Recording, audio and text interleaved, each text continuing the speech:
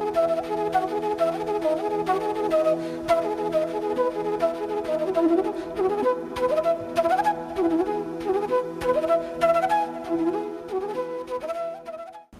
afternoon. Welcome to EduSat Network.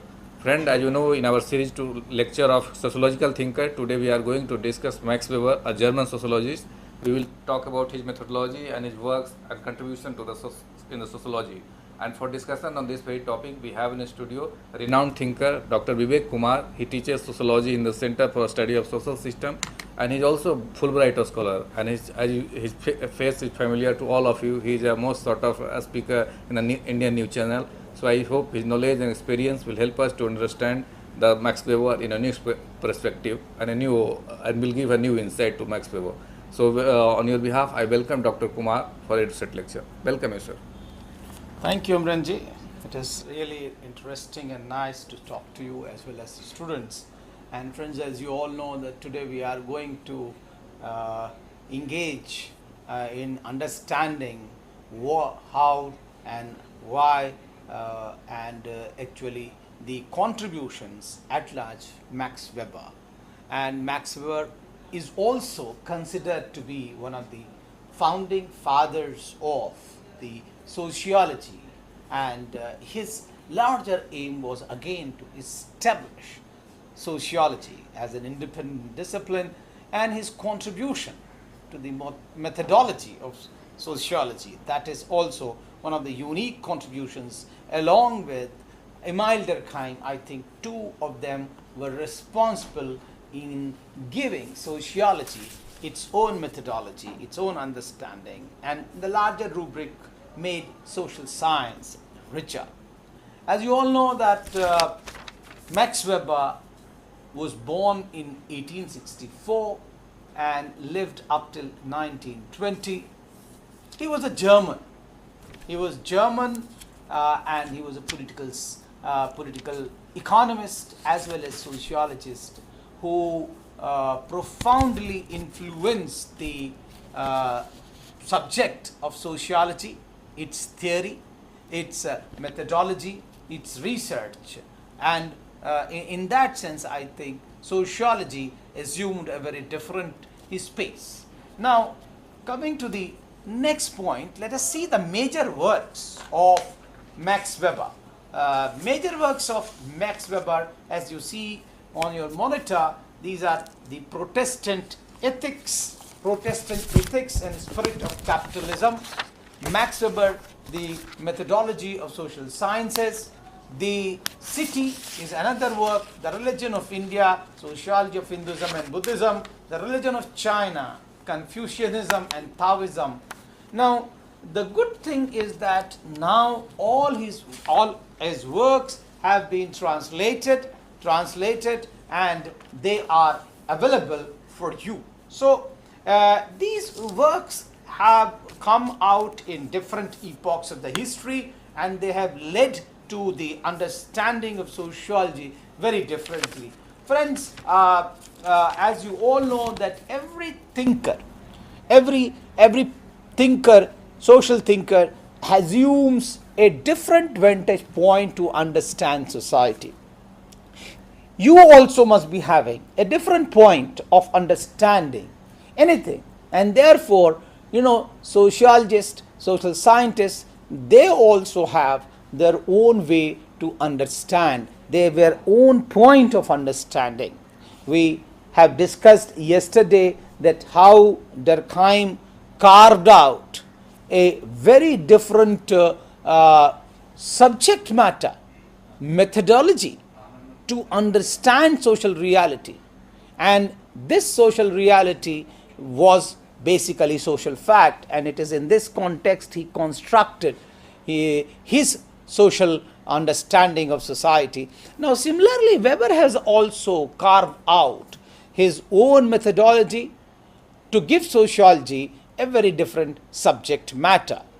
However, we can ask here that why it has happened, and the answer is very well known that Weber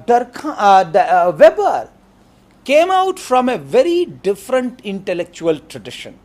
his training was in German tradition, while Durkheim was trained in French tradition, where actually Newton and Newton's general science or Newton's universalistic science, natural science, was very dominant method of understanding social reality. But here the German tradition, where radical dualism was very rampant, and it is here that, friend, this radical dualism was trying to argue that the natural world and socio-cultural world, they are two different worlds, they are different type of realities, and therefore we have to have different method of understanding natural world and the social world.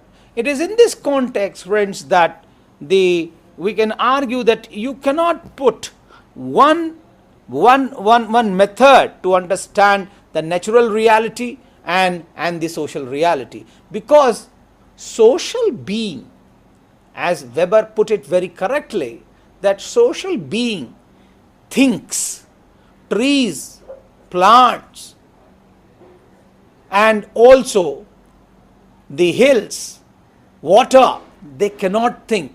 So their understanding of social reality is totally different, and that is one dimensional. They do not react, but human being reacts. Human being is a rational thinking being. Rational thinking being means, suppose there is a fire.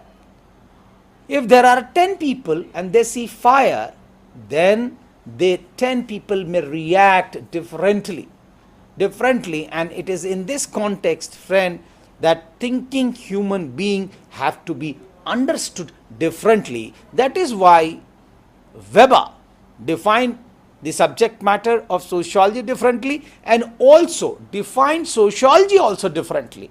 Let us see the definition of sociology as given by Max Weber. Now, Max Weber says, and you can see your monitor, Weber defined sociology as a science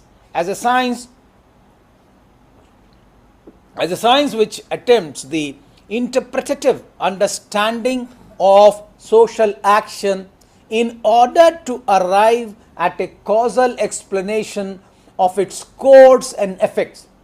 So we have to see that sociology as a subject, as a discipline, has a very different subject matter, and that is social action. Now the moot question is, what is a social action?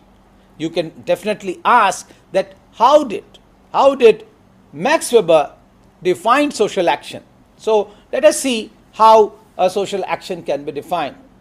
A action is to be distinguished from behavior in that it involves meaning and intention, and therefore social action, Weber says, is an action which takes account into the behavior of others and is thereby oriented in its course. That means a meaningful action. No, you keep on blinking your eyes, but that is a behavior. You keep on actually talking and you spit a little bit in between. That is a habit. That is a behavior. So that is not action.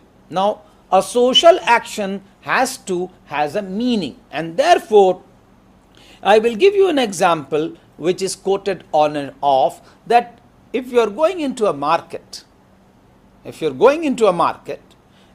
all of a sudden rains, so everybody will open umbrella for protecting themselves from rain.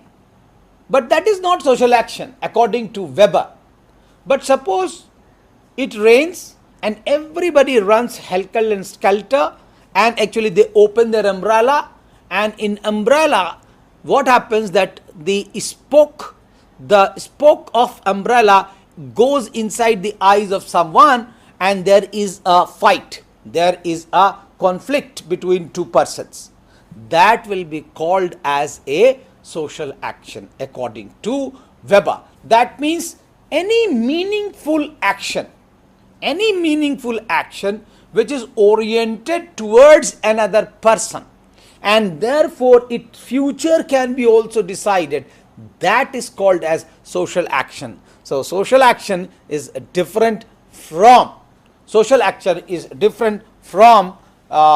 behavior. Now it is in this context, friends, how to study social action. This is what Weber gives us the methodology to understand and to read, because then and then only we can understand. And you can see very well that there is a long drawn definition of the methodology, and this methodology is nothing but ideal type. The first and the foremost methodology of Weber is ideal type. Weber argues that we cannot understand social action only by observation as we do in natural sciences. We have to have a different methodology. Why?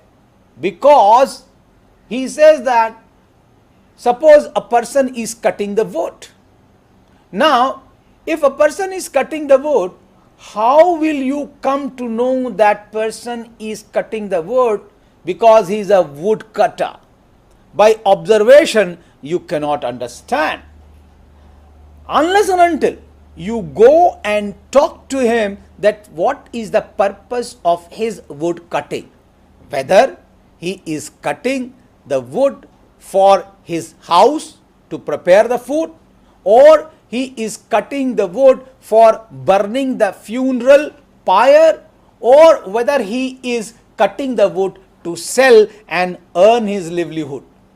If the last version, that is, he tells that yes, I am cutting the wood to sell them in the market and earn my livelihood, then and then only he will be called as wood cutter. Otherwise, he will not be called as wood cutter. So, by only observing with your naked eyes, it is very difficult to understand a social action, and therefore you have to go and talk. Therefore, he suggests two levels of understanding. Second para you see, therefore he suggests two levels of understanding of social action.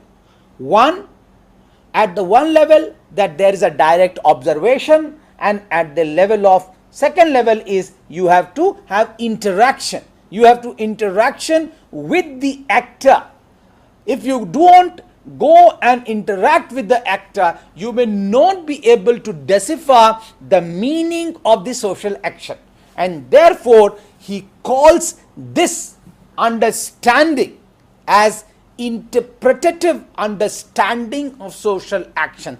That is the way sociology should put its methodology to understand a social action. So he defines what is the subject matter, what is the basic unit of sociology as a social science to understand, and that is social action. What is a social action? It is different from behavior, and because there is a meaning attached to an action. I told you the meaning. Now, after having known the meaning, you have to observe the social action. How will you understand the social action? That means at two levels. You have to understand a social action at two levels if you want to understand social action in totality, completely, not partially, as actually the scientists understand atom or understand fire or they understand tree or plant.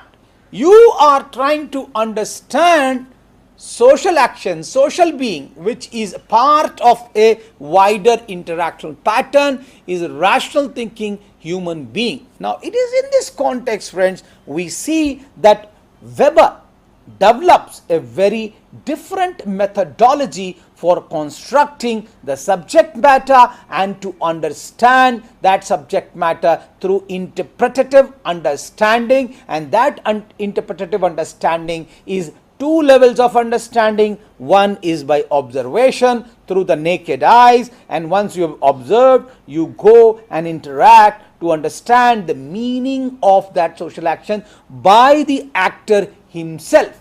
You don't have your own subjective meaning attached to it. You have to ask the actor why he is understanding. Then let us now, friends, therefore we can see that Weber is basically talking about interpretative understanding. Now it is this type of understanding cannot be done on its own. It needs another tool. So observation, interpretation, and then clubbing together, we move forward, that it cannot be done independently. It needs a further tool. What is that further tool which Max Weber has developed?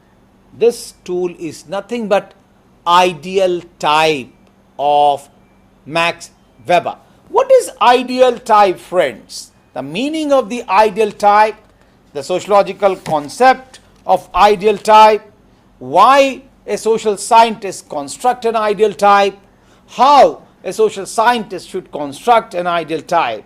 There are different ways to understand. Let us see the definition, how to define ideal type. And you can very well see that according to Max Weber, ideal type is a mental construct like a model for the scrutiny and systematic characterization of a concrete situation. That means Weber used ideal type as a methodological tool to understand and analyze the social reality. According to Weber, the ideal type concept will develop our skill in imputation and research. It is not a description of reality, but it aims to give an unambiguous means of expression to such description. That means ideal type is basically a tool, a tool to understand the social reality. It is not a reality in itself. Rather, how we come to understand a reality, it is a reality check, you can say. Now, after that, friends, in other words, what we can say, ideal types are concepts. They are concepts formulated on the basis of facts collected carefully and analytically for empirical research. Hence, ideal types are constructs or concepts which are used as methodological devices or tools in our understanding and analysis of social phenomena. So, time and again, I am talking about their tool, their device. But how this device is constructed, that is what actually is very important for us to understand. Now, ideal type, if you see Weber, how it is constructed is basically the ideal types are abstractions. The ideal types are formulated by abstractions. So we abstract some realities. We are combination of indefinite number of elements which we extract from reality, and they are basically discovered from a specific form. Now, for the construction of ideal type, the sociologists select certain traits. Certain traits are basically selected. Now, number of these actually, I'll give you an example to prove this, that suppose you have to construct an ideal type of Indian democracy. Suppose you have to understand Indian democracy, and you have to construct the ideal type. So, what are the elements in the ideal type? Now, here we can mention some essential characteristics of ideal type of democracy. Number of elements which can be discussed to construct ideal type of democracy.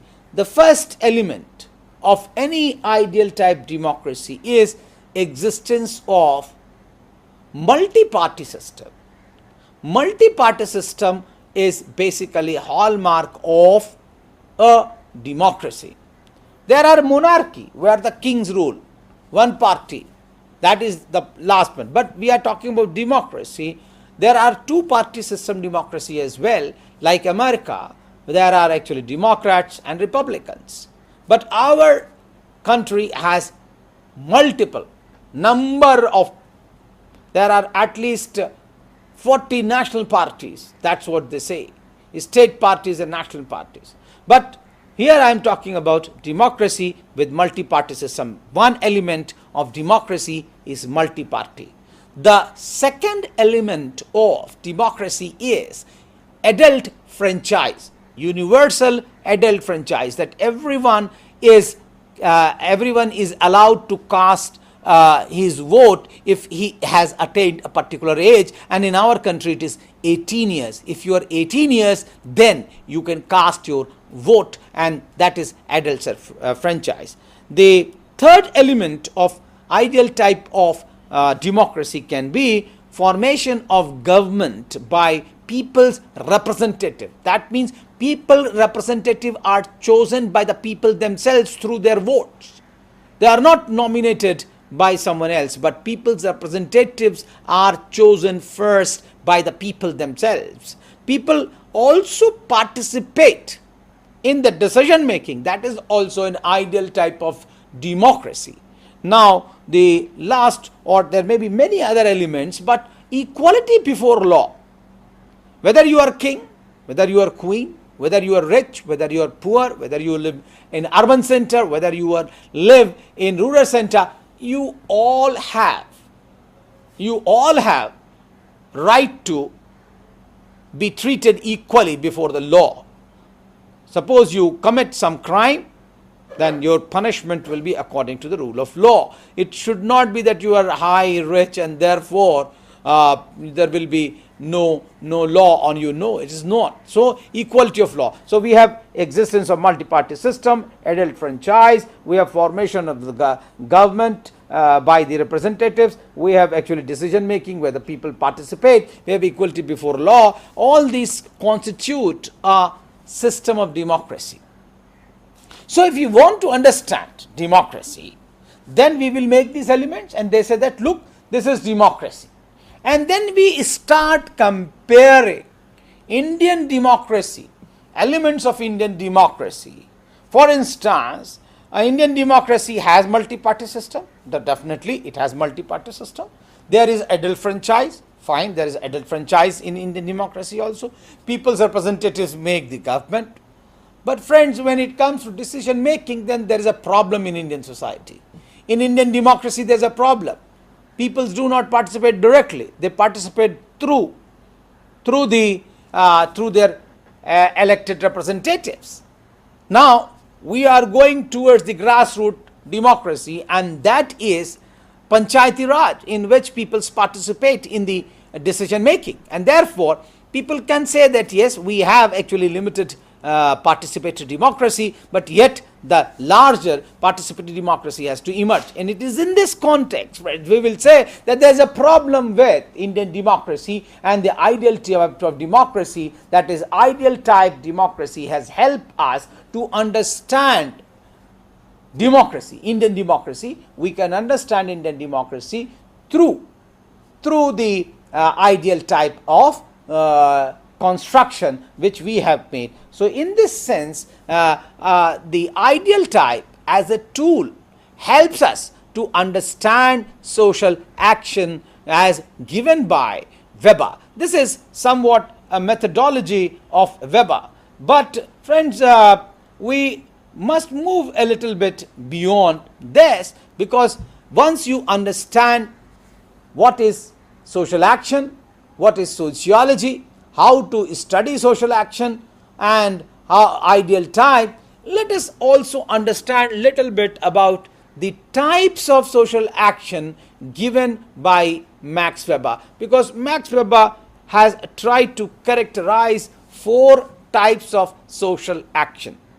These are very important because sometimes people say that social action is social and it doesn't have anything more to be qualified. But Weber goes on a bit ahead and he tries to identify 4 types of social action. And if we see these types, the first type is of course the traditional social action.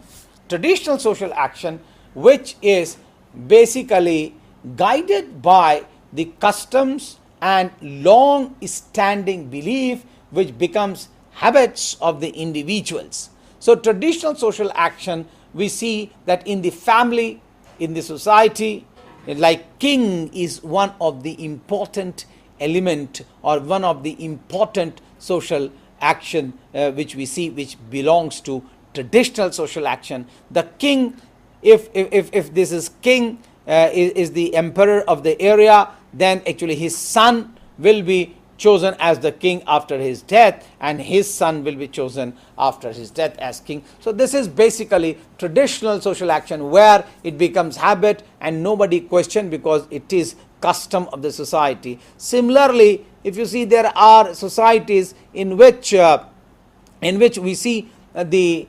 property is transferred from father to son to his son. That is known as patriarchy. This patriarchal system is basically a traditional system in which action is driven by only tradition. There is no questioning. Similarly, there are matriarchal societies as well in which we see that traditional action takes place. Now there is another action which is known as effective action. Now this effective action, this kind of action results from emotional state of the mind of the actor.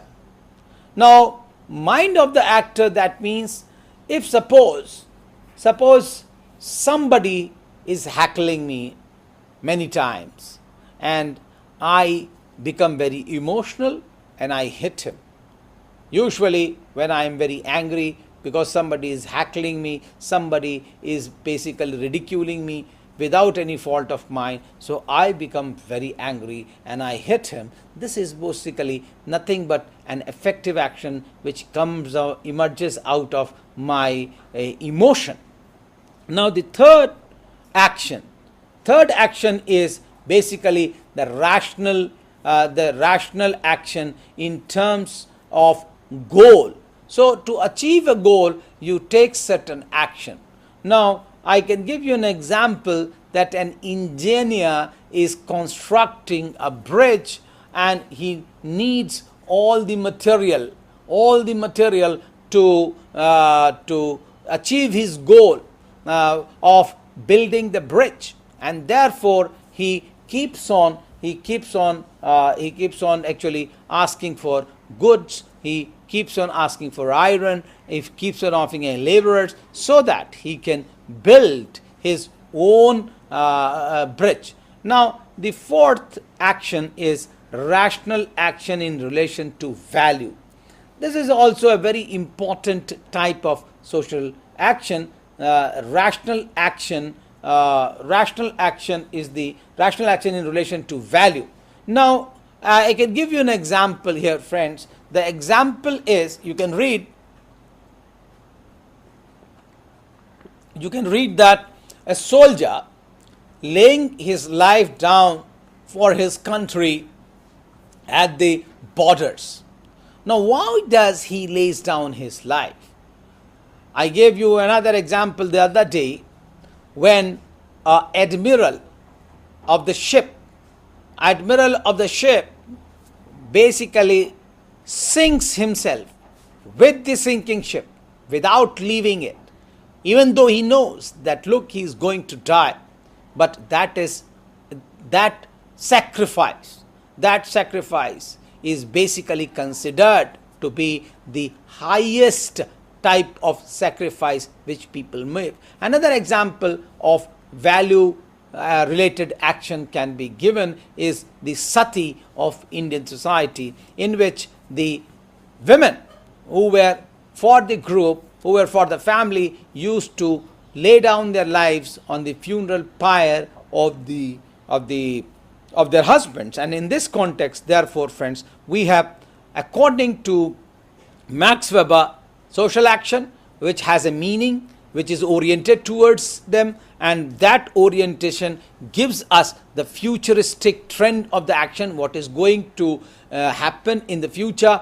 But not only that, the meaning is basically differentiated on the basis of the type, on the context, and the course which it takes place. So we have traditional social action, we have basically effective social action, we have a social action based on rationale of values, relation to values, and relation to goal. So this broadens the ambit of understanding of social action according to Weber. Otherwise, we could have thought that, look, social action is only a monolithic whole and there is no internal differentiation.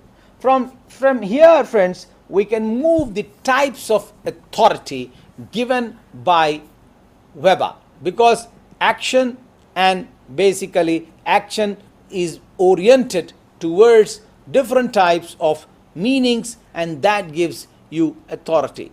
So what is authority? Let us understand, take the definition of authority. But before understanding authority, we have to have power. According to Weber, there are three systems of legitimation of justifying power, and this power comes out of traditional means, charismatic means, and rational legal means. So what is power? Power is nothing but influencing people even against their will. So if you forcibly do something against the will of a person, you are using your power.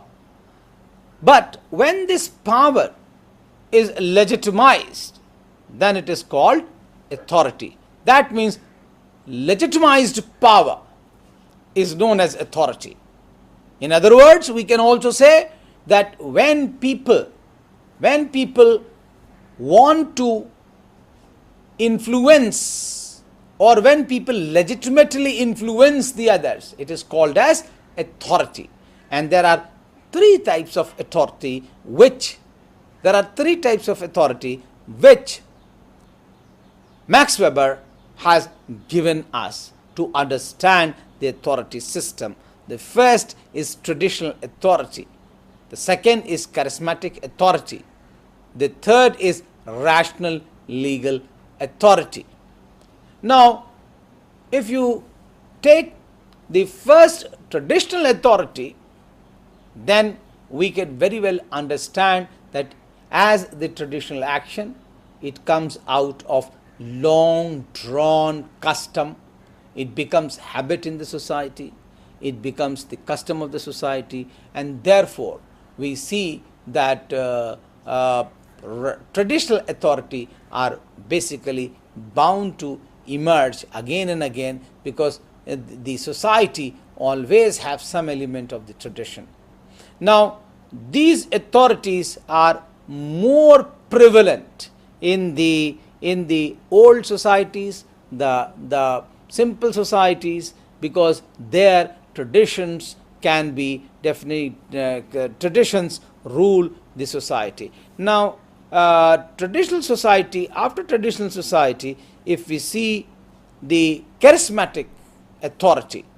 Now, here charisma means to influence people because of extraordinary qualities.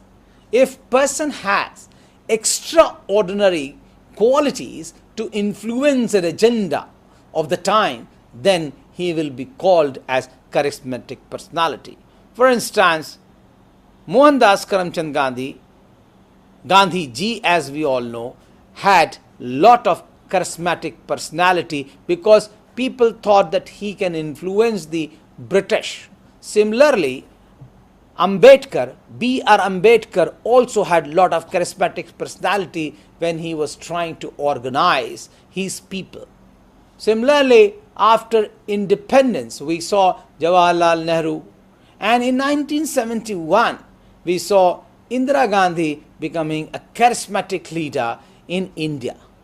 Now, these people have extraordinary, people think, they may not be having anything, but people at large think that these persons have extraordinary power to influence the agenda of the society, and therefore they are called as charismatic personalities. Now, the third authority is rational legal authority. Now, rational legal authority emerges because of the rational laws that prevail in the society, the constitutional measures, the laws which have been evolved in the society throughout the ages, and because of that there are certain institutions and power is invested in them. Because of that they are known as rational legal authority. And if you take example of Prime Minister of India or Prime Minister of any country, if you take President of the another country, if you take ministers of the another country, if you take IAS officers in India, PCS officers in India, they are all basically examples of rational legal authority. Now, in this context, friend, we see that Weber is trying to take his examples, take his course, take his subject matter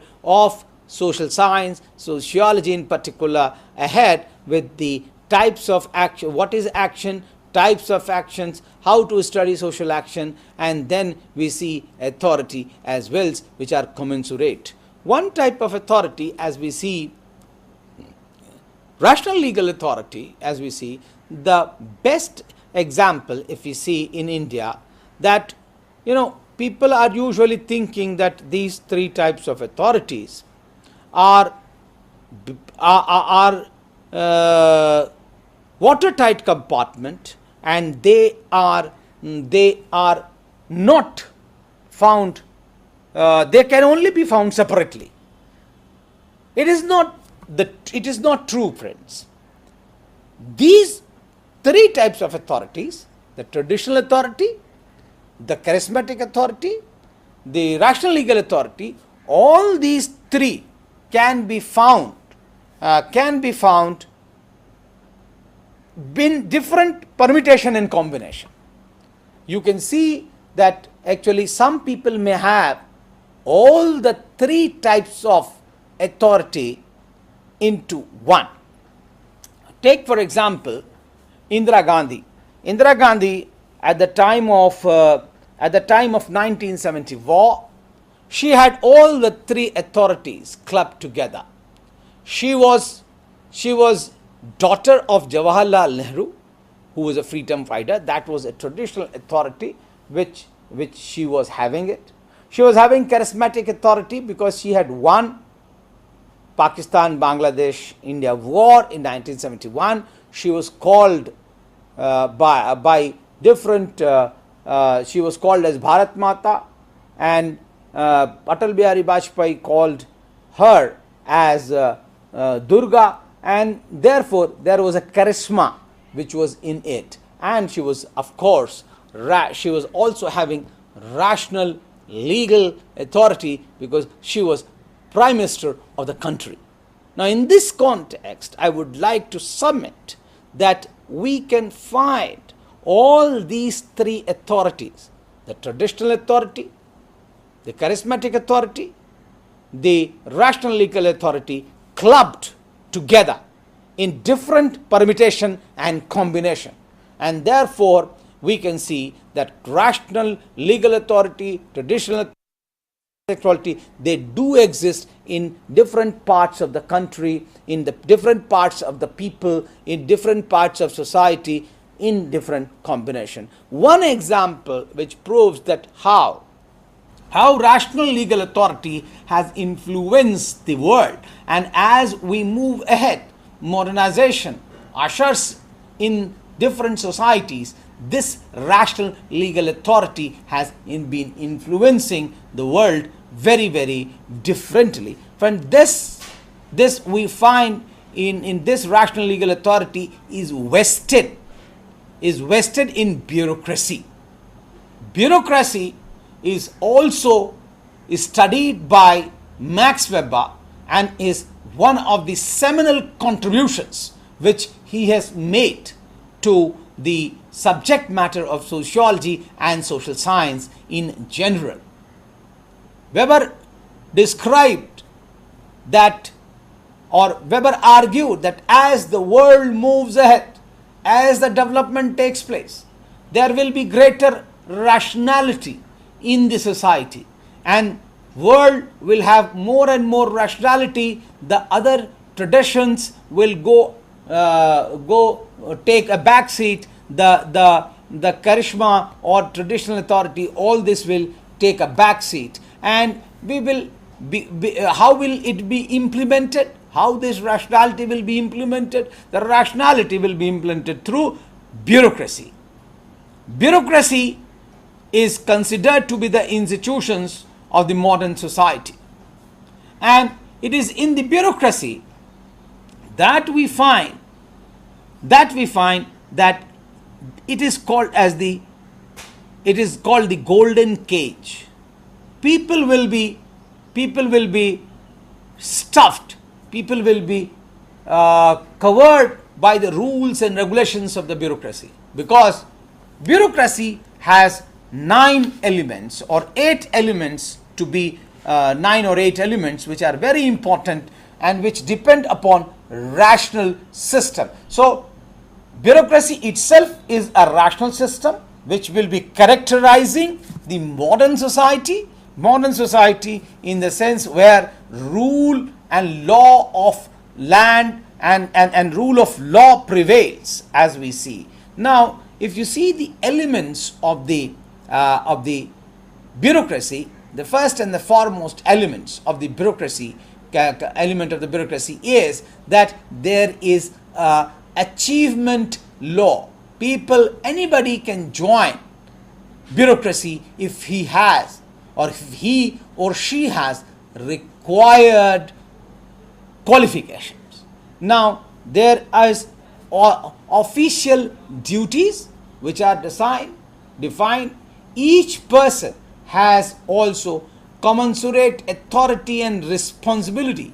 So you will do this work and the other person will do another work, and it is here that the whole work is divided into higher and lower, and this gives hierarchy of official. All the officials are not at the same rank. There are certain higher ranks, there are certain lower ranks. The higher ranks give us the order and the lower ranks takes the order, but this is all done through laws. There are laws written. Now, if you see this, there are specific qualifications in the bureaucracy. There are also desired qualifications, as well as there are minimum qualification. You cannot enter a bureaucracy without the required minimum or desirable qualification. So you have to have a qualification if you want to enter bureaucracy. Let's see another element. There is a fixed tenure in bureaucracy. It's not that you can, like traditional authority, that you can keep on ruling even if you are very old. No, you cannot do that in bureaucracy. There are specific age limits for every type of bureaucratic stage, and it is in this context that tenure is fixed, that after this many years you will retire. Tenures are also fixed for promotions, that after certain time period you will have promotion, you will have also a higher pay package. Another element of bureaucracy is promotions, that after certain period you will be promoted and you will have a fixed remuneration. without minimum wages, without wages, there cannot be rational legal authority of bureaucracy. So your tenure is fixed, your pay is fixed, your promotion is fixed, your work limit is fixed. There is division between personal, and there is difference between personal and public. So you cannot mix personal and private. It is in this context, friend, that bureaucracy has very stringent laws. These stringent laws not only give you a rational picture, because the rationality demands that there is relationship, commensurate relationship between goal and achievement. So it is in this context, I think, bureaucracy has a very, very legitimate exercise if you see rational legal authority is concerned. Now, in total, friends, if you see in total that how Weber began by asking a simple question, and that question was that we have to have a different subject matter for sociology, and that subject matter of sociology and social science was social action. The subject matter for Durkheim was different, and for Weber was different, and they were both trying to make social science or sociology a science. They were trying to take social science towards a science, or sociology towards a science which was a different approach of understanding social reality. Now, from here, if you see that Weber also tries to deal the traditional action, and he studies religion. His seminal work, Protestant Ethics and Spirit of Capitalism, was basically in a way a dialogue with Karl Marx. He was trying to enter with Karl Marx, because Karl Marx had already established a stage where people were talking that yes, the reality is material. The material is the reality, the matter is real, and the means of production takes place because of the matter, and this production of matter is decides the future, and that ideas come because of the matter. But Weber was of the opinion that matter is one thing, but it is the ideas. It is ideas which basically create revolution, and it is in this context he gives example of spirit of Catholics, that these people, how they have Protestant ethics, how Protestant ethics have contributed into making the social revolution, and because of Protestant ethics, the spirit of capitalism has come, and there is a different culture, and that culture is basically capitalist, and the economy is developing. Now, what was this actually argument? People before that was thinking that no, we should not indulge in glamour, we should not actually enter into show and pomp, we should not have consumptious life. But Weber argued that it was the spirit of capital, it is the ethics, Protestant ethics, which were trying to argue that look, if you enter in economic activity, that means you are trying to understand the calling of the God, you are furthering the glory of God, and therefore you please enter into the economic activity. The surplus started coming, and that surplus was again invested, and that gave birth to a system called capitalism, which was of course rational, which was not like traditional or charismatic, but it was rational system, and which also had bureaucracy as a system. So we see that rationality was also another element of Weber's methodology, because he was trying to argue that whether sociology can be value free, and he says that we can at the most talk of value neutrality. Value neutrality means, I can explain you with one example, that suppose you want to study river Ganga. River Ganga, if you want to study, you should not approach river Ganga because it is pious, it is really worshipable. For Hindus it is very, very pious. But if you say that, then you will not be able to choose. You will not be able to study a problem. Yes, for choosing is fine. You can choose river Ganga as your subject of study. But once you have chosen, then you have to put all your biases, all your past understanding, all your subjectivity aside, and then you start approaching the subject matter very objectively as it is. It is water, it is a river, it is basically a river which gives so much people a life. And in this context, friends, we can argue that value neutrality is possible in sociology. We cannot be value free. So from social action to value free sociology is the contribution of Max Weber, which makes sociology so different.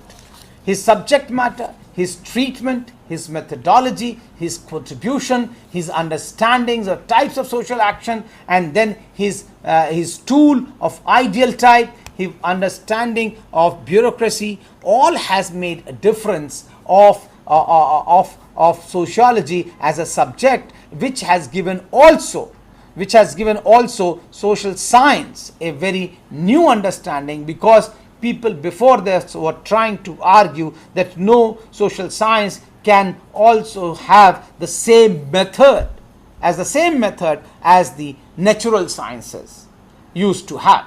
But Weber was of the opinion that no, natural sciences and social sciences are different, and therefore we have to have different methods, different methodology of understanding. So in this context, I think Weber was successful in giving sociology a very different shape, a very different subject matter, and a very different methodology, which could help to establish sociology to a great extent as an independent subject. And we study sociology because of the Weber. Thank you, friends. Okay, well, lecture you talked about the environment of, there were different environment for Max Weber and Durkheim. Yeah. So, can you talk about a little bit so that a student can make about the different background which have bearing on the contributions and the things which he propounded. So, different environment, the similarity and contrast. You see that if you see French, because Durkheim was French, and in French society at that time science had developed a lot, and science, natural sciences, Newton was there. Newton was having a very different way of understanding, because he was trying to understand the social sciences, physical world, and he said that okay, because physical world cannot interact with the human beings, and therefore he said that you can put this very, people thought, the Auguste Comte and Durkheim thought that yes, whatever physical sciences are having the method, we can also imply to understand human being, because they are also natural being. But in German society there was a difference of opinion. People say that natural world is different. They are already understanding that natural worlds are different and social culture worlds are different, because man is thinking being. He interacts. Suppose I slap you, you can also slap me, you can cry, you can go away. But if I slap an atom cannot do anything. If I slap a desk cannot anything. So there was only one way interaction. But with human beings there are different ways of interaction, and therefore there have to be a different method of understanding. So two societies, two cultures, two way of understanding social reality, and therefore there was different method. So where the confluence of both of the ideas is that actually that they both wanted to make sociology as science. Science. Because science is a different approach to understand the social reality. Earlier, the social reality was understood through philosophy. So philosophy is basically nothing but interaction with mind and reflection. You don't enter into the interaction with the reality. But science goes into the reality, experiments it, and then produces knowledge. So there is a very different approach to science. Earlier, it was only philosophy which was trying to understand. So therefore, they both were trying to make sociology a science, which was a very different way of understanding. Okay, during the period Max Weber, 1864 to 1920, we find in India three big leaders: Vivekanand ji, Mohanchand Karamchand Gandhi ji, Bhimrao Ambedkar, and others. But these three, so they are not talking about the sociology, but the other things. Basically, what happens? In India we have in the past. You see, before in Vedic period, in that after that Gupta and Maurya, they were talked about the society much in advance than other countries. Definitely, you are correct. They talked about society differently. The only thing is that their method of knowing the reality was different. What science goes ahead is that it conducts very precise experiments and produces knowledge. Here actually social thinkers were talking about their own ways, their own vantage point, but they never went and did research. They never produced a knowledge. And research will be, I'll give you example, when we wait for a bus this side, always we think that bus on the other side are more in number. But that is an observational fact, but not necessarily a scientific fact. Right. That will be converted into a scientific fact when we go there, we stand and note down the frequency and how many times that number of bus has come. Then it will become scientific. So our people know the reality, but they have not conducted experiment to make it more scientific knowledge.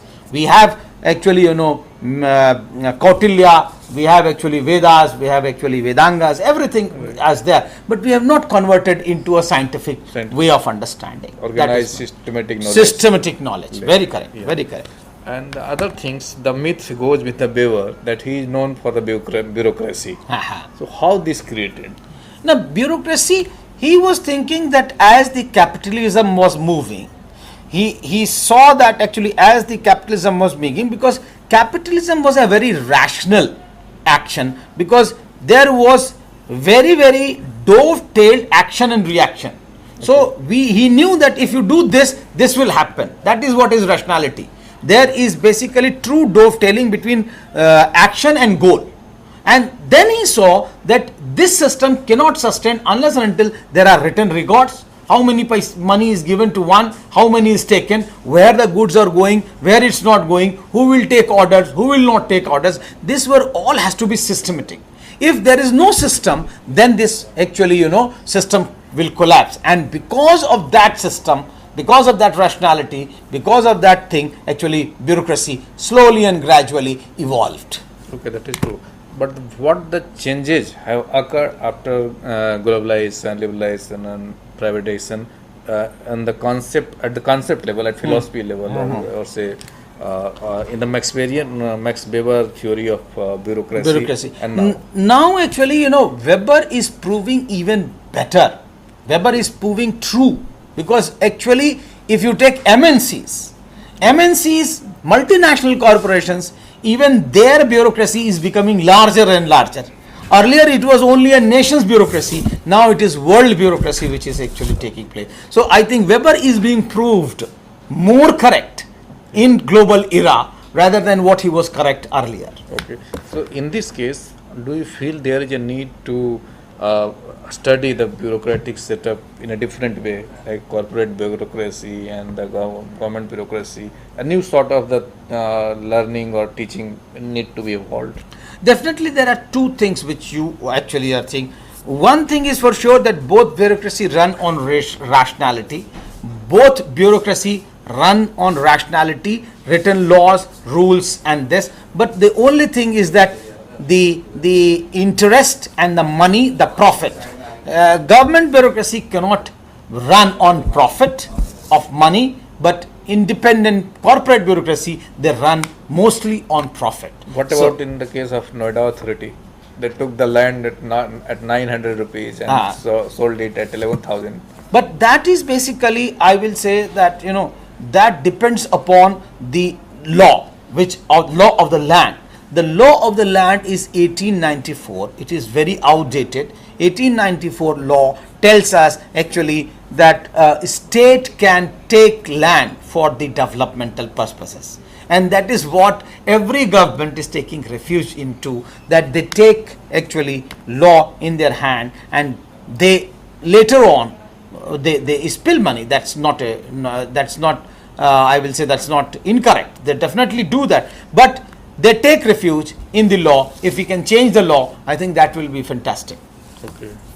So, well, friends, Dr. Vivek Kumar explained the Weber's theory, Weber contribution in details. I hope the lecture must have benefited all of you, and you must have come to know the new points and the explanation, vivid explanation what the Dr. Vivek Kumar gave. I think must be interesting to all of you and enlightening to all of you. So with this word, we would like to conclude the lecture, and I thank all of you for watching the lecture, and on your behalf I thank Dr. Vivek Kumar for giving such a wonderful lecture. Thank you very much.